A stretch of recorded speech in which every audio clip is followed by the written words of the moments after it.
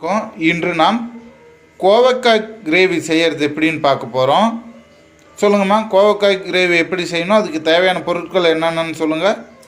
கோவக்காய்க்கு தேவையான பொருள் கோவக்காய், வெங்காயம் கொஞ்சம் அதிகமாக எடுத்துக்கணும், நறுக்கி வச்சுக்கலாம். பெரிய வெங்காயம், கருவேப்பிலை, ஒரு 3 தக்காளி எடுத்துருக்கிறேன், பூண்டு ஒரு 10 பல், இஞ்சி கொஞ்சம், கிராம்பு, பட்டை கொஞ்சம், அப்புறம் கொத்தமல்லி கீரை, கறி மசாலா, இது மிளகாத்தூள், மஞ்சள் பொடி, அவ்வளோதான். தேவையான அளவு உப்பு போட்டுக்கலாம். எப்படி செய்யறதுன்னு நான் சொல்லிடுறேன். இப்போ அடுப்பில் கடாயை வச்சு பற்ற வச்சுக்கிறேங்க.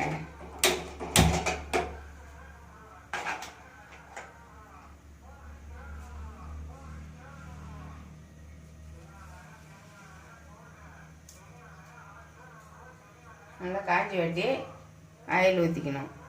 கோவக்காய் இதில் பொரிக்கணும் எண்ணெயில். பொரிக்கிற அளவுக்கு எண்ணெய் ஊற்றணுமா, இல்லை கம்மியாக எண்ணெய் ஊற்றி அதிலே வதக்கலாமா? ஓரளவுக்கு பொரிக்கணும்பா. அந்த எண்ணெயிலேயே அப்புறம் குழம்பு வச்சுக்கலாம். பொரிச்சு எடுத்துக்கிட்டு கோவக்காயை எடுத்துக்கிட்டு அப்புறமேட்டுக்கு அந்த எண்ணெயிலேயே அதுலேயே குழம்பா வச்சுக்கலாம். சரி சரி.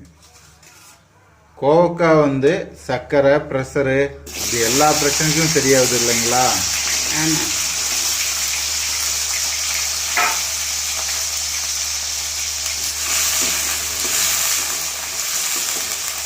நல்லா ஓரளவுக்கு பொரியணும்.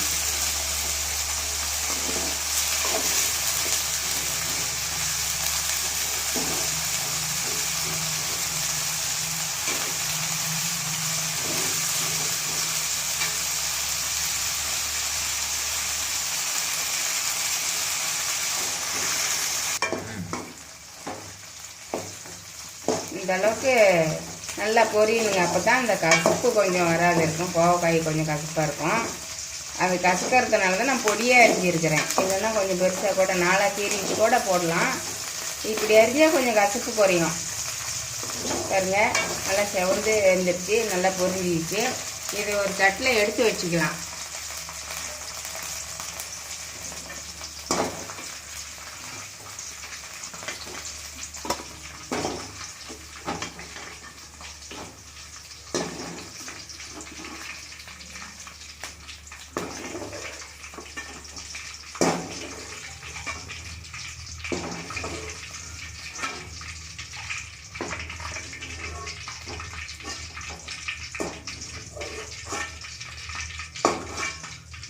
கோவக்காய் தண்ணி மாதிரி தாங்க இருக்கும். ஆனால் எண்ணெய் இழுக்கலை பார்த்தீங்களா? ஊற்றின எண்ணெய் அப்படியே இருக்குது. அந்த எண்ணெயிலேயே இப்போ குழம்பு வச்சுக்கலாம் நம்ம.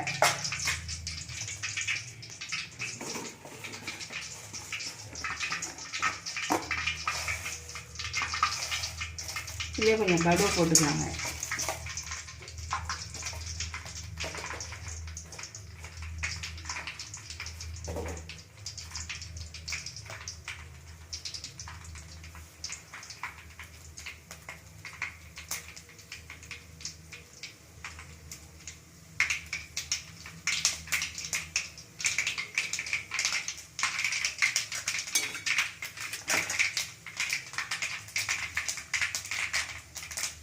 கடுகு பொரிஞ்சு வச்சு வெங்காயம் போட்டுக்கலாம்.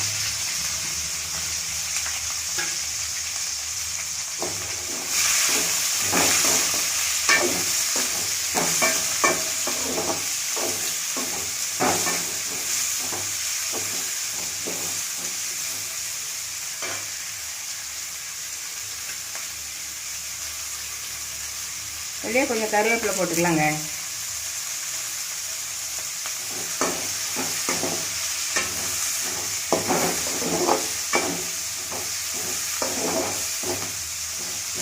கொஞ்சம் வெங்காயம் சேர்த்து போட்டால் கொஞ்சம் கசப்பு தெரியாமல் இருக்கும். அதுக்காக தான் கொஞ்சம் அதிகமாக வெங்காயம் போடுறது. ஒரு சில இந்த பாவக்காய், கோவக்காய், சுண்டைக்காய்க்கெல்லாம் வெல்லம் போடுறாங்களே, அப்படி போடலாமா? போடலாம். அது பிடிக்கிறவங்களுக்கு பிடிக்கும், ஒவ்வொருத்தருக்கும் அது பிடிக்காது. சொன்ன மாதிரி இதை செய்யறது சர்க்கரை நோய் உள்ளவங்களுக்கு சரியாகணுங்கிறதுக்காக. அதில் போய் திருப்பி சர்க்கரை வெல்லம் போட்டால் மறுபடியும் அது இன்னும் கொஞ்சம் சுகர் ஏறிக்கிட்டு தான் போகும். கண்டிப்பாக கண்டிப்பாக. அப்போ அது போடாமையே இருந்து போடாமல் இருக்கிறது தான் இது சாப்பிட்றதே உடம்புக்கு சுகர் பேஷண்ட்டுக்கு இது நல்லதுங்கிறதுக்கு தான் அது வந்து நம்ம கோவக்காய் சாப்பிட்றோம். அதில் இப்போ வெல்லமும் சர்க்கரையும் போட்டால் எப்படி இருக்கும்? ரைட்டு. பார்க்குறவங்க நல்லா தெரிஞ்சுக்கோங்க. சர்க்கரை குறையட்டும்னு சொல்லி தான் பாவக்காயும் கோவக்காய் சுண்டைக்காயெல்லாம் சமையல் பண்ணுறோம். அதில் போய் மறுபடியும் நம்ம வெல்லத்தை போட்டு சர்க்கரை போட்டு அதெல்லாம் போடாமல் இருக்கிறது தான் நம்ம உடம்புக்கு நல்லது. கொஞ்சம் கசப்பு தான், பரவாயில்லாம். கசப்பு அது தனியாக எடுத்து காய் மட்டும் சாப்பிட்டா சாப்பிட முடியாது, கொஞ்சம் கசப்பாக தான் இருக்கும். சாப்பாட்டோடு சேர்த்து அப்படி பிணைஞ்சு சாப்பிட்லாம். கண்டிப்பாக.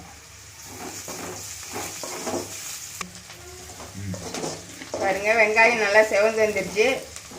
இப்போ இந்த இதில் வந்து இஞ்சி பூண்டு பட்டை லவங்க எல்லாம் வச்சு அரைச்சி வச்சுருக்குறோம், இதை போட்டுக்கிறோம்.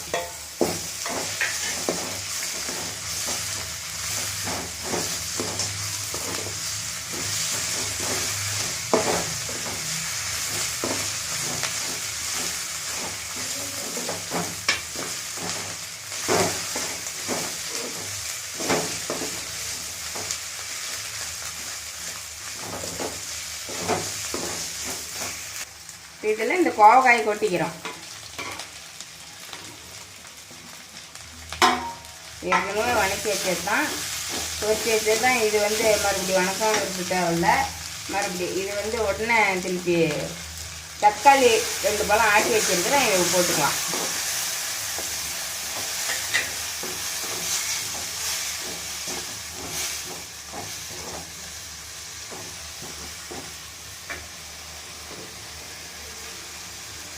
இது கூட கொஞ்சம் மஞ்சத்தூள்,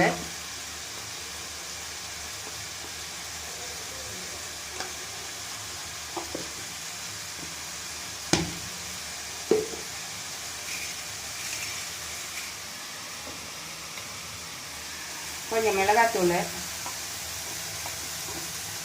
கறி மசாலா,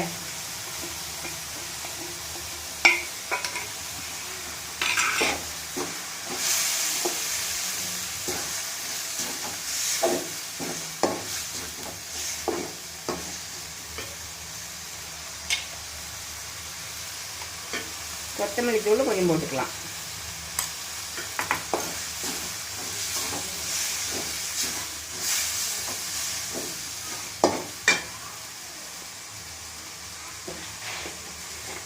சாந்து ஊற்றி கிரேவி மாதிரி செய்கிறதுக்கு பதிலாக இதை அப்படியே எடுத்து பொரியலாக சாப்பிட்லாம் போலயே. பொரியலும் செய்யலாம், அது ஒரு நாளைக்கு செஞ்சு காட்டுறேன். உப்பு போட்டுக்கலாம். பொரியலும் செய்யலாம், அது மாதிரி ஒரு நாளைக்கு செஞ்சு காட்டுறேன் நான். இதே பார்க்கறதுக்கு எனக்கு பொரியல் மாதிரி தான் இருக்குது. தண்ணி சேர்த்துக்கலாங்க கொஞ்சம்.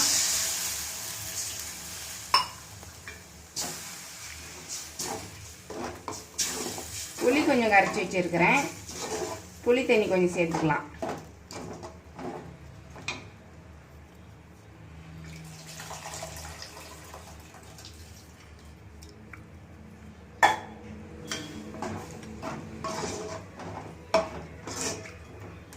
இது வேகிறதுக்குள்ள கொஞ்சம் தேங்காய் தூள் மட்டும் வச்சுருக்கிறேன். இதோட அதிகமாக பொட்டுக்கடலை சேர்த்தக்கூடாது, சும்மா கம்மியாக தேங்காய் மையறதுக்கோசரம் கொஞ்சமாக சேர்த்துக்கலாம்.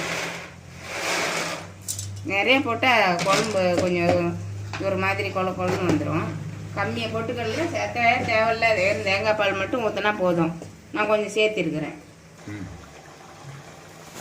இப்போ பாருங்கள், குழம்பு நல்லா கொதிச்சு வந்துருச்சு, நல்லா இருக்குது. ஒரு நாளைக்கு நீங்கள் செஞ்சு பாருங்கள் எப்படி இருக்குதுன்னு. இப்போ இருந்து போச்சு. இப்போ தேங்காய் ஆட்டி ஊற்றுறம்ப. தேங்காய் ஆட்டினா ஒரு டேஸ்ட்டில் இருக்கும், தேங்காய் ஊற்றினா ஒரு டேஸ்ட்டில் இருக்கும், தேங்காய் ஊற்றலைன்னா ஒரு டேஸ்ட்டில் இருக்கும்.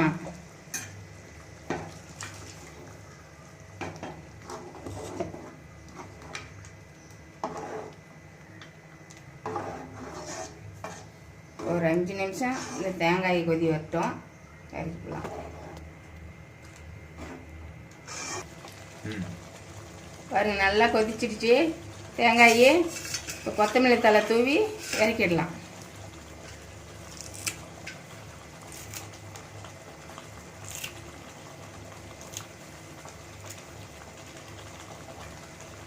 அடுப்பு ஆஃப் பண்ணிக்கலாம்.